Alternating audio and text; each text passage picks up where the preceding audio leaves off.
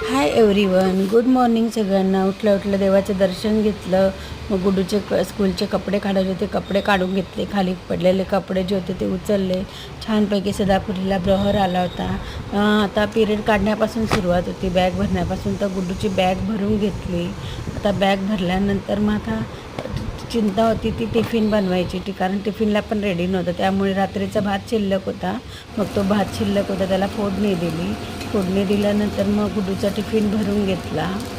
Water bottle भरली आणि गुडूचा tiffin ready झाल्यानंतर मग गुडूला बाय केलं.